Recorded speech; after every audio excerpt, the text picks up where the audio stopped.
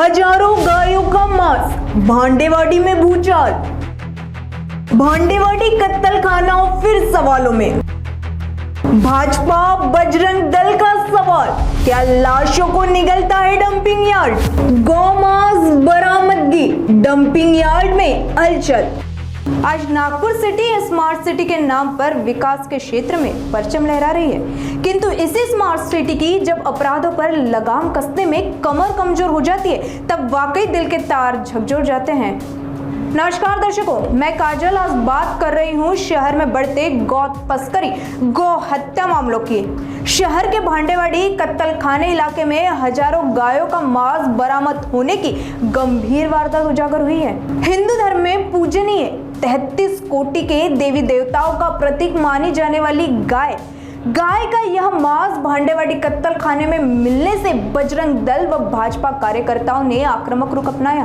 बजरंग दल व भाजपा कार्यकर्ताओं का आरोप है कि बकरी ईद के त्योहार के दिन भांडेवाड़ी पदाधिकारियों ने बकरी का रास्तों पर जमा मांस इकट्ठा करने के लिए 4 से 5 डंपिंग गाड़ियों को आदेश दिए थे, किंतु भांडेवाड़ी में बकरों की मांस के बजाय हजारों गाय का मांस बरामद हुआ है। स्क्रीन पर जारी तस्वीरों में आप देख सकते हैं कि किस प्रकार से पुलिस अधिकारियों की निगरानी में जेसीबी की सहायता से गौ मांस को डिस्पोज किया जा रहा है।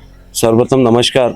आज से 2 दिन पहले बकरीद का इनका एक त्योहार था, जिसके उपलक्ष्य में यहाँ आने के बाद जो पता चला है कि यहाँ के जो कुछ ऑफिसर और यहाँ के कर्मचारी है कि बकरीद के अवसर पर इन्होंने 4-5 गाड़ियाँ पूरे जोन में पर्सनली दिया हुआ था कि सब जगह से ये गार्बेज, जो मांस का गार्बेज, उसको इकट्ठा करके लाए और यहाँ डंप करे।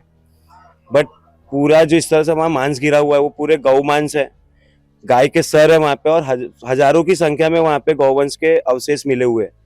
मुझे यहाँ से आज किसी एक यहीं के कर्मचारी ने फ़ोन किया है, मैं नाम लेना उसका उचित नहीं समझूंगा। उसने अपनी जान को दांव पे लगा के यहाँ आया, उसने यहाँ की वीडियो बनाया और मुझे फ़ोन किया कि भैया ऐसी विषय आप प्लीज़ आइए। बीजेपी युवा मोर्चा पूर्व अध्यक्ष विक्की पांडे ने गौमांस पुलिस कर्मचारियों द्वारा भांडेवाड़ी इलाके में डिस्पोज किए जाने पर कड़ी आपत्ति व्यक्त करते हुए आरोप लगाया कि बिना कागजी प्रक्रिया के यह मांस जिस तरह जेसीबी की मदद से गड्ढों में डाला जा रहा है, क्या उसी तरह से शहर में मर्डर, खून होने पर इंसानों की लाशें दफन की जाती है?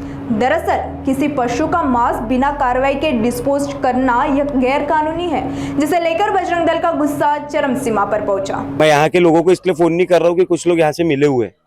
यहाँ आने के बाद जब पता चला तो इसके एक पूरा सारा लीगल डिपार्टमेंट रहता है कि किसी भी अवशेष को, चाहे वो किसी भी प्राणी का मांस हो, किसी भी बकरे का हो, बकरी का हो, मेढक का, जिसका भी हो, वो XYZ जिसे है, तो उसको अगर डंप करना है तो एनिमल वेलफेयर के डॉक्टरों से परमिशन लेना पड़ता है, उसका पर्सनली सिक्का लगता है, उसके बाद ही आप उसको डंप कर सकते हैं।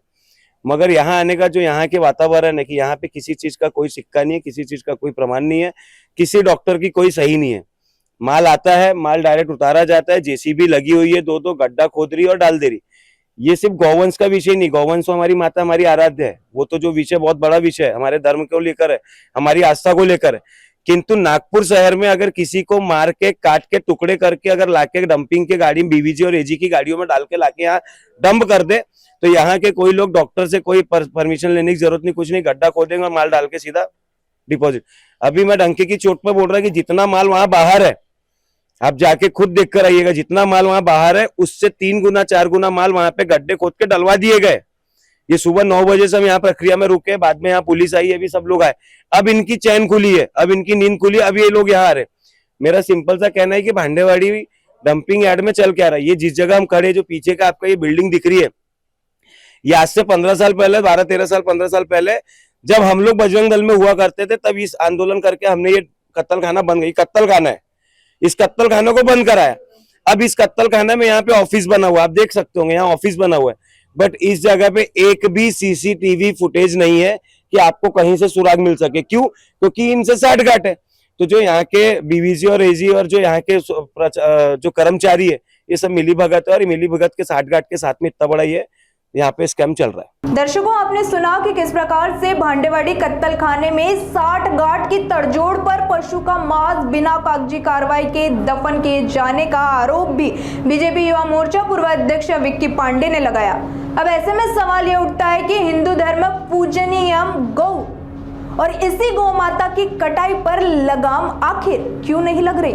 आपको बता दें कि गौ हत्या, गौ कटाई, गाय के मांस का परिवहन और अवैध तस्करी को रोकने के लिए राज्य सरकारों द्वारा अपने अपने गौवंश संरक्षण अधिनियम लागू होने के पश्चात शहर में कई गौ तस्कर खुलेआम अपने अवैध कामों को बढ़ावा दे रहे हैं। पशुओं की अवैध तस्करी, हत्या पर लगाम लगाने के लिए जब भांडेवाड़ी कत्तल खाने के खिलाफ प्रशासन ने कार्रवाई की, तो आज वर्तमान में इस तरह हजारों गौ का मांस बरामद होना, क्या यह किसी समुदाय को टारगेट करने की कोई हिंसक चाल है या फिर समाज की शांति भंग करने के लिए असामाजिक तत्वों की केवल एक घिनौनी करतूत? दर्शकों, भांडेवाड़ी इलाके में मिला यह हजारों गायों का मांस राज्य की सरकारी कार्यप्रणाली समेत कानून व्यवस्था को कटघरे में खड़ा करने वाले हजारों सवालों को जन्म दे रहा है। जहां एक तरफ नागपुर शहर गौरक्षा प्रमुख जीतू खानवणे, विश्व हिंदू परिषद के नागपुर शहर धर्म प्रचार प्रमुख प्रेम झानवानी व बीजेपी युवा मोर्चा पूर्व अध्यक्ष विक्की पांडे इस पूरे मामले को लेकर अपनी तीखी प्रतिक्रिया व्यक्त करते हुए सख्त कार्रवाई की मांग कर रहे हैं, तो दूसरी तरफ सवाल यह है कि क्या भांडेवाड़ी अब डंपिंग यार्ड से अवैध कारोबार का अड्डा बन रहा है? क्या बीजेपी युवा मोर्चा पूर्व अध्यक्ष विक्की पांडे का सवाल शहर की संदिग्ध लाशों को दफनाना, यह प्रश्न क्या भविष्य के खौफनाक सच की एक झलक है या स्थिति कुछ और मोड़ लेगी? सवाल कई, जवाब अज्ञात।